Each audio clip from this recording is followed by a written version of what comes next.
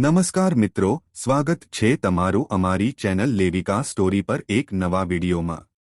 મિત્રો, ભલે ગમે તેમ થાય પણ 17 મે રવિવારની રાત્રે આ જગ્યાએ ફેંકી દેજો માત્ર 7 મગના દાણા। આખું વર્ષ ઘરમાં સુખ શાંતિ અને સમૃદ્ધિ બની રહેશે। તો મિત્રો, રાત્રે આ જગ્યાએ ચૂપચાપ 7 મગના દાણા ફેંકી દેજો તો ગણેશજીના આશીર્વાદથી તમારું ઘર ખુશીઓથી ભરાઈ જશે। તમારી દરેક મનોકામના પૂર્ણ થશે, કારણ કે આ દિવસે અમાસ છે અને તમે પણ જાણો છો કે આ દિવસ અત્યંત મહત્વનો હોય છે। એવું માનવામાં આવે છે કે કેટલીક વાર મોટી પૂજા અને અનુષ્ઠાનથી જે મનોકામના પૂર્ણ નથી થતી તે આ 7 મગના દાણાનો ઉપાય કરવાથી પૂર્ણ થઈ શકે છે। આ ઉપાય ઘણા લોકોએ કર્યો છે અને તેમને આ ઉપાય કરવાથી ચોક્કસપણે ફળ મળ્યું છે। જો તમે પણ આ ઉપાયને રાત્રે કરવા માંગો છો તો પહેલા ઉપાયને સારી રીતે સમજી લેજો, સાંભળી લેજો અને પછી કરજો। આ ઉપાય કરવાથી તમને ચોક્કસ ફળ મળશે।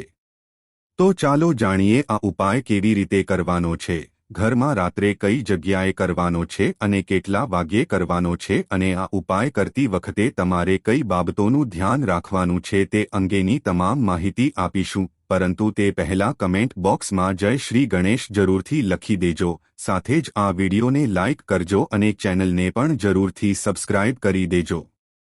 તો ચાલો જાણીએ આ ઉપાય કયા સમયે કરવાનો છે, પરંતુ તે પહેલા જાણીએ કે આ ઉપાય કોને કરવાનો છે। તો જુઓ, સીધી વાત એ છે કે 7 મગના દાણાનો ઉપાય શા માટે કરવામાં આવે છે। તે દરેક મનોકામના પૂર્ણ કરવા માટે અને જીવનના દુઃખ અને સમસ્યાઓને દૂર કરવા માટે અથવા તો તમારું કોઈ કામ પૂર્ણ કરવા માટે છે। જો તમારું કોઈ મોટું કામ છે જે પૂર્ણ નથી થઈ રહ્યું, જે વ્યક્તિ પોતાની મનોકામના પૂર્ણ કરવા માંગે છે તો તે આ ઉપાય કરી શકે છે। જો માતા અને બહેનોમાંથી કોઈ પોતાના ઘરની સુખ શાંતિ માટે અને ઘરમાં ધન સમૃદ્ધિ વધારવા માટે આ ઉપાય કરવા માંગે છે તો ઘરની મોટી માતા બહેનોએ ખાસ કરીને આ 7 મગના દાણાનો ઉપાય જરૂરથી કરવો જોઈએ, કારણ કે માતાઓ અને બહેનો ઘરની લક્ષ્મી છે અને જ્યારે ઘરની લક્ષ્મી કોઈ ખાસ ઉપાય કરે છે તો તેનું પરિણામ ખૂબ જ ઝડપથી અને ખૂબ જ મોટા પ્રમાણમાં પ્રાપ્ત થાય છે। અન્યથા આ ઉપાય કોઈ પણ વ્યક્તિ કરી શકે છે, પછી ભલે તે વૃદ્ધ હોય, નાનો હોય કે બાળક હોય। જે વ્યક્તિ રાત્રે આ 7 મગના દાણાનો ઉપાય કરે છે તો તેને એ ઉપાયનું ફળ બહુ જ જલ્દી મળે છે। તેથી ચાલો જાણીએ આ 7 મગના દાણાનો ઉપાય કેવી રીતે કરવાનો છે, પરંતુ તે પહેલા જાણીએ કે આ ઉપાય કયા સમયે કરવાનો છે। તો જુઓ, 7 મગના દાણાનો ઉપાય રાત્રે પ્રદોષકાળના સમયે કરવાનો છે। હવે ઘણા લોકોના મનમાં એ પ્રશ્ન હશે કે આ પ્રદોષકાળનો સમય ક્યારે છે। તો ચાલો તમને જણાવી દઈએ કે પ્રદોષકાળનો સમય સાંજે 6 વાગ્યાથી 7:30 વાગ્યા સુધીનો હોય છે। જો તમે આ સમય દરમિયાન આ ઉપાય કરો છો તો તમને તેનું પરિણામ ચોક્કસ મળશે। તો સાંજે 6 થી 7:30 વાગ્યા સુધીમાં 7 મગના દાણાનો ઉપાય કરી શકો છો। તો પણ હવે ઘણા લોકોનો આ પ્રશ્ન ચોક્કસ હશે કે અમે નોકરીએ જઈએ છીએ, અમે કામ માટે બહાર જઈએ છીએ અને જો અમને આવવામાં મોડું થાય તો તે જગ્યાએ શું કરવું। તો જુઓ, એ લોકોએ પણ ચિંતા કરવાની કોઈ જરૂર નથી। જો તમને ઘરે આવવામાં મોડું થાય છે તો આ ઉપાય રાત્રે 7 કે 8 વાગ્યા સુધીમાં કરી શકો છો, કારણ કે અમાસ અને રવિવારનો દિવસ જે હોય છે તે આવી સ્થિતિમાં ભાગ્યે જ આવે છે અને તેથી જ જ્યારે પણ તમને સમય મળે ત્યારે તમારે આ ઉપાય કરવો જોઈએ। જો તમે કોઈ કાર્યમાં વારંવાર નિષ્ફળ જઈ રહ્યા છો અથવા તો આર્થિક નુકસાનનો સામનો કરી રહ્યા છો તો આ ખાસ ઉપાય અવશ્ય કરવો જોઈએ। મિત્રો, રાત્રે શક્ય હોય તો આ ઉપાયને સમય મર્યાદામાં કરો, પરંતુ જો કોઈ કારણોસર તમે તે કરી શકતા નથી તો તમે તેને મોડું પણ કરી શકો છો। તમને તમારા ઉપાયનું પરિણામ ચોક્કસપણે મળશે। તમારે 7 મગના દાણાનો આ ઉપાય કરવાનો છે।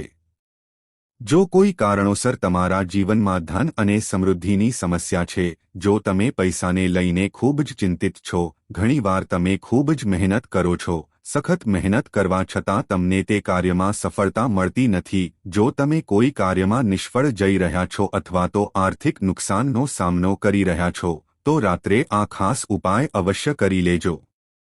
તો ચાલો જાણીએ આ ખાસ ઉપાય વિશે. પરંતુ તે પહેલા જો તમે ચેનલ પર નવા છો તો ચેનલને સબસ્ક્રાઇબ કરો અને વિડીયોને લાઇક કરો અને કમેન્ટ બોક્સમાં જય માતા લક્ષ્મી, જય ગણેશજી જરૂરથી લખી દેજો. મિત્રો, રાત્રે કરવામાં આવેલો આ 7 મગના દાણાનો ઉપાય તેની સાથે મહાદેવને સમર્પિત છે. તે ભગવાન ગણેશને પણ પ્રસન્ન કરશે. આ વિડીયોમાં આપણે આદરણીય ગુરુદેવ દ્વારા આપવામાં આવેલા 2 ખૂબ જ ખાસ ઉપાયો વિશે જાણવા જઈ રહ્યા છીએ.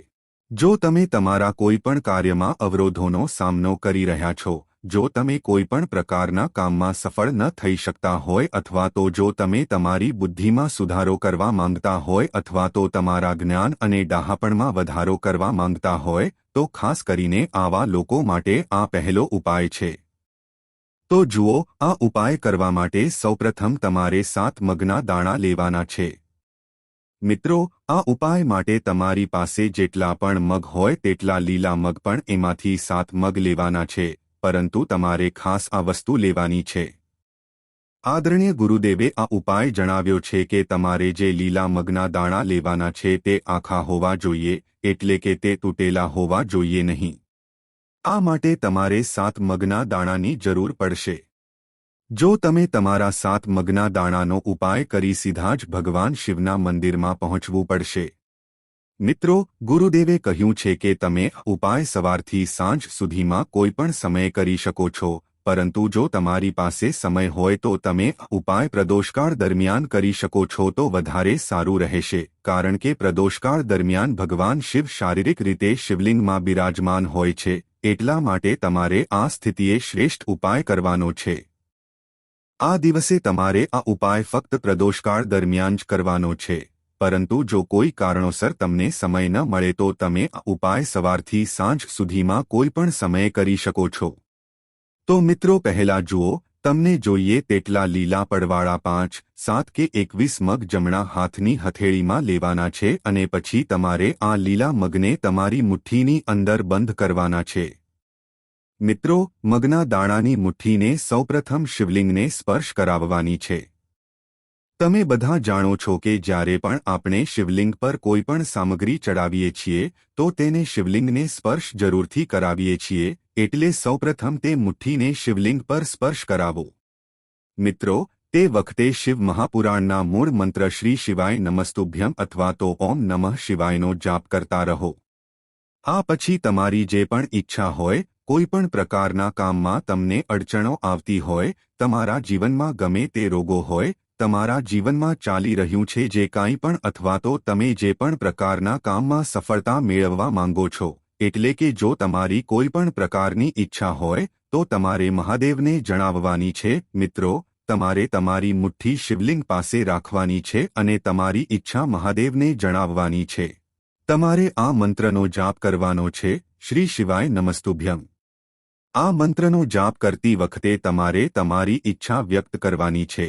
ત્યાર પછી તમારે તમારી મુઠ્ઠી શિવલિંગ પરથી ઉતારીને મહાદેવના ચરણોને સ્પર્શ કરાવવાનો છે. ત્યારે તમારે આખા મગની મુઠ્ઠીનો સ્પર્શ કરાવવાનો છે. પછી તમારે શ્રી શિવાય નમસ્તુભ્યમ આ મંત્રનો જાપ કરવાનો છે અને તમે જે મંત્ર બોલ્યા હતા તે ફરીવાર બોલવાનો છે. જે તમે શિવલિંગની સામે બોલ્યા હતા તે જ ઈચ્છા તમારે ત્યાં પણ કહેવાની છે. પછી તે જ મુઠ્ઠી મગને નંદી મહારાજ પાસે લઈ જવાના છે. તેને સ્પર્શ કરાવીને ત્યાંથી પણ આ મુઠ્ઠી હટાવવાની છે અને હવે આ મુઠ્ઠી લઈને તમારે આસપાસ કે શિવ મંદિરની આજુબાજુ જે પણ બીલીપત્રનું ઝાડ છે ત્યાં જવાનું છે. મિત્રો, ખાસ ધ્યાન રાખો કે આ ઉપાય તમારે માત્ર એક જ વાર કરવાનો છે અને ખાસ કરીને રાત્રે તેમજ જ્યારે પણ કોઈ ખાસ તિથિ આવે તો આ ઉપાય માત્ર તે દિવસે જ કરવાનો છે. એટલા માટે તમારે આ ઉપાયને ખૂબ જ ધ્યાનથી સમજવાનો છે. પછી ત્યાં પહોંચ્યા પછી બીલીપત્રના ઝાડના દર્શન કરો. તમારે તમારા મગના દાણાને બીલીપત્રના ઝાડને સ્પર્શ કરાવવાનો છે અને તમારી જે ઈચ્છા છે તે તમારે શિવજીને કહેવાની છે અને નંદી મહારાજની પાસે પણ કહેવાની છે. અને પછી તમારે બિલીપત્રના વૃક્ષ પર લીલા મગના દાણાનો સ્પર્શ કરાવવાનો છે અને ત્યારે તમારે શ્રી શિવાય નમસ્તુભ્યમ બોલવું પડશે અને તે દાણાને ત્યાં બિલીપત્રના ઝાડને સ્પર્શ કરાવીને અર્પણ કરી દેવાના છે અને શ્રી શિવાય નમસ્તુભ્યમ આ મંત્રનું સ્મરણ કરીને મહાદેવને પ્રાર્થના કરવાની છે કે તમારી જે પણ ઈચ્છા હોય તે પૂર્ણ થઈ જાય. હવે પછી તમારે તમારા ઘરે આવવાનું છે. ગુરુદેવે કહ્યું છે કે જે કોઈ રાત્રે ઉપાય કરે છે તેના જીવનમાં એવી કોઈ ઈચ્છા બાકી રહેતી નથી, એવું કોઈ કાર્ય હોય જે બાકી રહેતું નથી, જે સફળ ન થઈ શકતું હોય. જો તમે તમારા લગ્ન માટે આ ઉપાય કરો છો, નોકરી કે ધંધા માટે ઉપાય કરો છો અને જો તમે દિલથી પ્રાર્થના કરી હોય તો મહાદેવ તમારી સંપૂર્ણ પ્રાર્થના હૃદયથી સ્વીકારે છે. એટલા માટે તમારે ઉપાય રાત્રે અવશ્ય જ કરવો જોઈએ. હવે મિત્રો ચાલો જાણીએ ગુરુદેવે આપેલા અન્ય વિશેષ અને ચમત્કારી ઉપાયો વિશે. પૂજ્ય ગુરુદેવે એ જણાવ્યું છે કે આ ઉપાયનો ઉપયોગ તમારી કોઈપણ મનોકામના પૂર્ણ કરવા માટે કરવામાં આવે છે. આ ઉપાય કરવા માટે તમારે એક લોટનો દીવો તૈયાર કરવાનો છે અને તેમાં શુદ્ધ ઘી નાખીને તેને તૈયાર કરવાનો છે. પછી તમારે તેની સાથે એક લીલા આખા મગનો દાણો લેવાનો છે. હવે તમારે બંને વસ્તુઓ સાથે સીધા શિવ મંદિરે પહોંચવાનું છે. આ ખાસ ઉપાય તમારે પ્રદોષકાળના સમયગાળા દરમિયાન જ સાંજના સમયે જ કરવાનો છે. પછી તમારી પાસે રહેલા આ લાંબી વાટનો દીવો કરીને તેમાંથી તમારે ભગવાન ગણેશના સ્થાને એટલે કે શિવલિંગની સીધી બાજુએ કરવાનો છે. તમારે જે લાંબી વાટનો દીવો છે તેને ત્યાં સૌપ્રથમ રાખવાનો છે.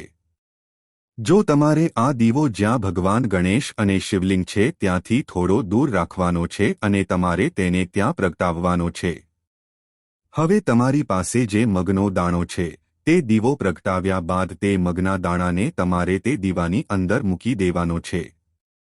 હવે તમે જે બાજુએ દીવો પ્રગટાવ્યો છે તે તરફ જુઓ, એટલે કે ભગવાન ગણેશની બાજુમાં તમે નજીકમાં જે દીવો પ્રગટાવ્યો છે તેની બાજુએ જ તમારે સામે બેસવાનું છે અને દીવો પ્રગટાવતી વખતે તમારે ઓછામાં ઓછું 5 મિનિટ ત્યાં બેસવું પડશે. પછી તમારે આ મંત્ર શ્રી શિવાય નમસ્તુભ્યમનો 11 વાર જાપ કરવાનો છે.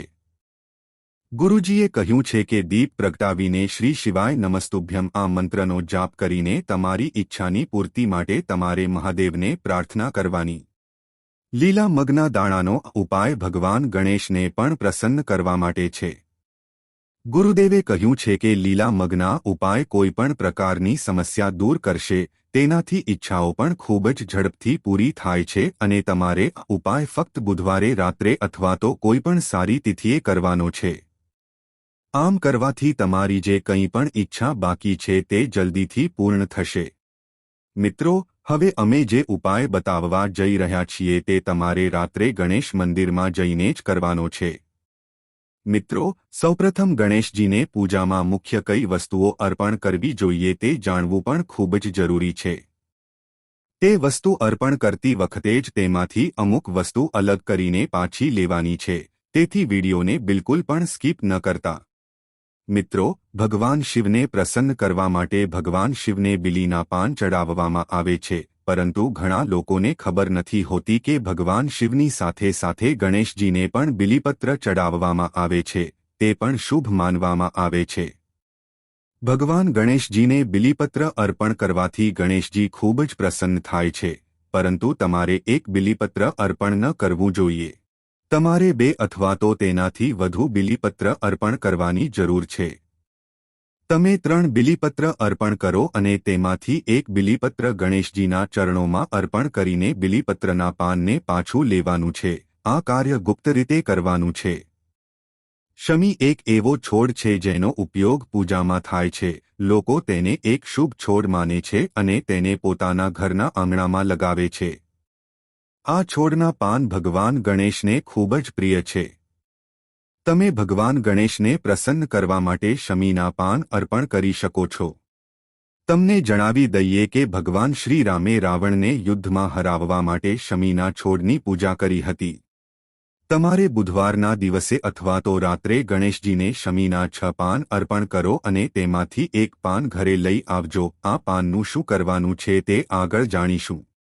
મિત્રો, દૂર્વા ઘાસ મેદાનમાં સરળતાથી મળી જાય આ ઘાસ મોટા ભાગે ખેતરોમાં અથવા તો રસ્તાની બાજુમાં જોવા મળે છે.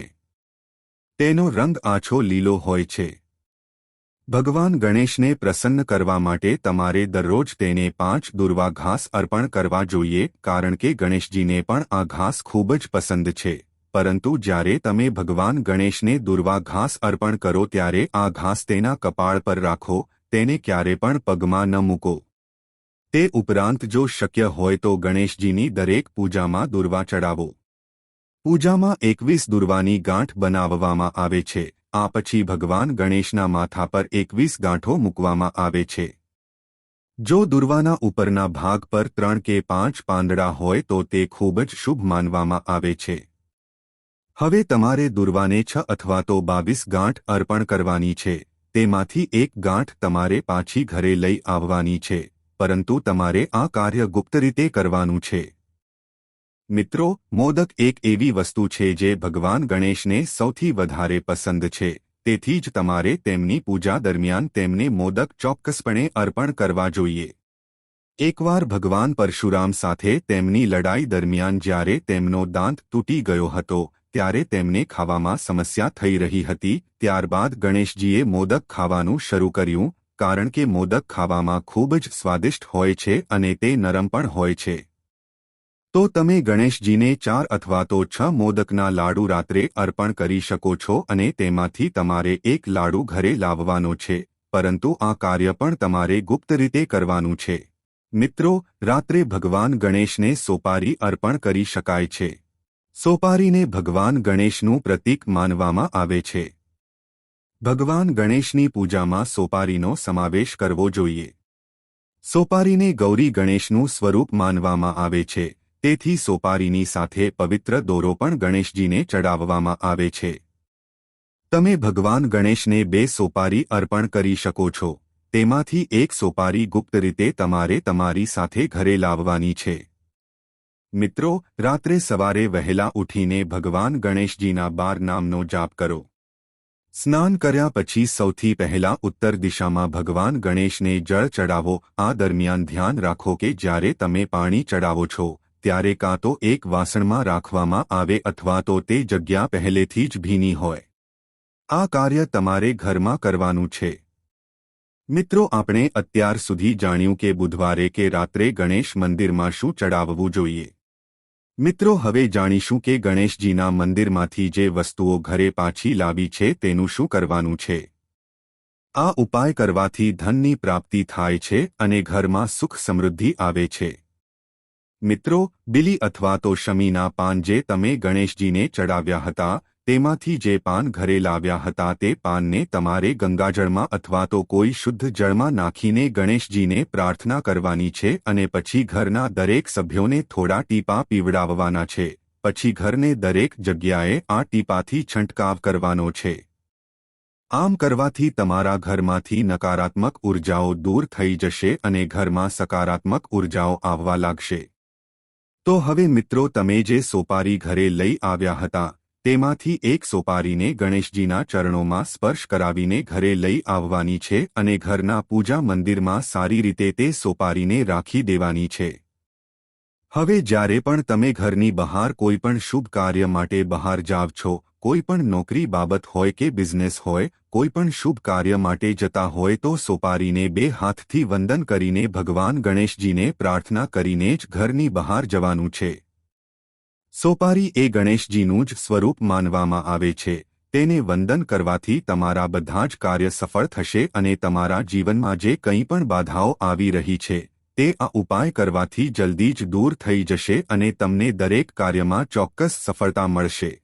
હવે તમે જે દુર્વા ગણેશજીને મંદિરથી લઈ આવ્યા હતા તેની તમારે એક ગાંઠ ઘરે લાવવાની છે અને તમારે એક વાસણ લેવાનું છે. તે વાસણમાં શુદ્ધ માટી નાખીને તેમાં તે દુર્વા વાવી દેવાની છે. ત્યારબાદ તમારે કોઈ શુદ્ધ જગ્યાએથી થોડી વધારે માત્રામાં દુર્વા લાવવાની છે. તે દુર્વાને પણ તેમાં વાવી દેવાની છે. આમ કરવાથી ગણેશજીના આશીર્વાદ તમારા ઘર ઉપર હંમેશા બની રહે છે. તે દુર્વા તમે ગણેશજીને ચડાવી શકો છો અને જો તે દુર્વા સુકાઈ જાય તો તેને તમે નદીના જળમાં પ્રવાહિત કરી શકો છો અથવા તો કોઈપણ ગાયને ખવડાવી શકો છો. તો મિત્રો આજનો વિડિયો અહીં પૂર્ણ કરીએ છીએ। આજની આ માહિતી તમને કેવી લાગી અને આ વિડિયો તમે કયા શહેરમાંથી સાંભળી રહ્યા છો તે પણ કમેન્ટમાં જરૂર જણાવજો। વિડિયો પસંદ આવ્યો હોય તો વિડિયોને લાઇક અને તમારા મિત્રો સાથે શેર કરજો। ચેનલ પર નવા હોય તો ચેનલને સબસ્ક્રાઇબ કરવાનું ભૂલશો નહીં। મળીએ એક નવા વિડિયોમાં, ત્યાં સુધી બધા જ મિત્રોને જય શ્રી કૃષ્ણ, જય ભોળાનાથ, ધન્યવાદ।